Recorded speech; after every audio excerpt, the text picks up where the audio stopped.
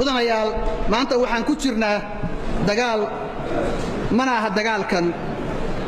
layna ku soo qaaday mid la mid ah kuwii aan horay u gali jirnay waa mid saamayn ku leh diinteenna dalkeenna jiritaankeenna iyo dawladnimadeenna waa dagaal dhaafay anshaxa suuban Soomaalinimada iyo jaarnimada Soomaalida lagu yiqiin waa dagaal salka ku haya been argagixiso iyo sirnacay mudanayaal gobolka Sool ma aha meel ka wada dhaxaysa Somaliland iyo Puntland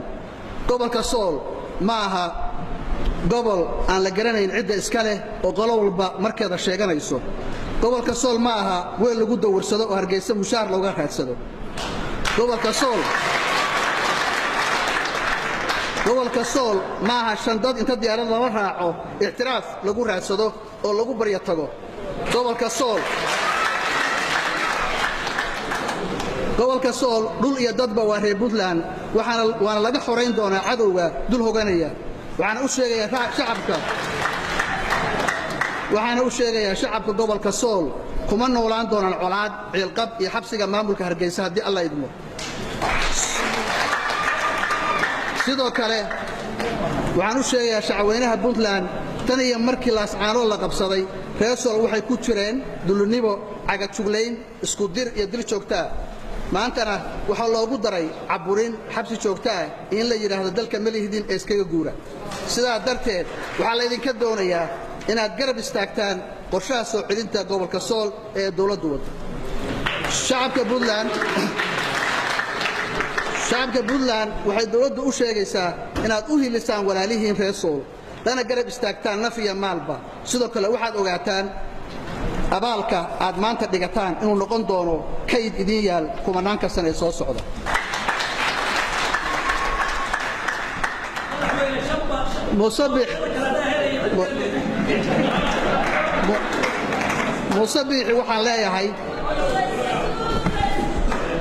Musabbixi waxaan leeyahay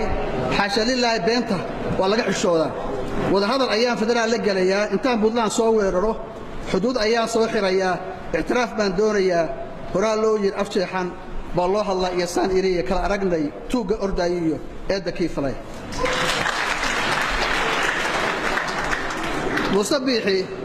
wuxuu ku doodayaa Ingiriis ayaa gobolka Sool na siiyay waxaan u sheegaynaa Ingiriis dhulkan ma laha wuxuu ahaa gumaysi maalmo joogay oo aan iska xoreynay kumanaan daraawiisha iyo Soomaali kale ayaa dhiigooda u huray naftoodan u hibeeyay si ay iskaga xoreeyaan heeryadaas gumaysiga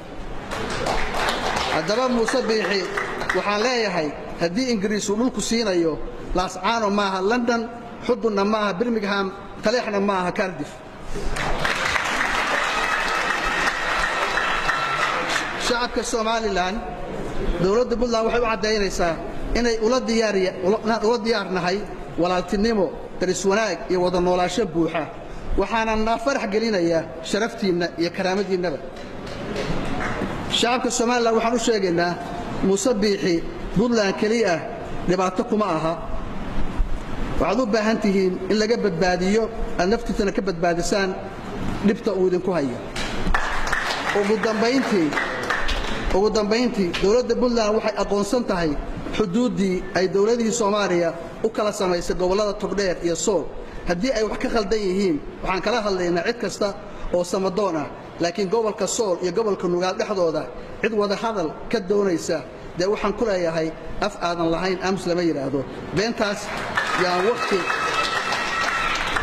beentaas yaan waqti la iskaga qaadin laascaanood iyo Garowe xuduud ma kala yeelan doonaan taa la ogaado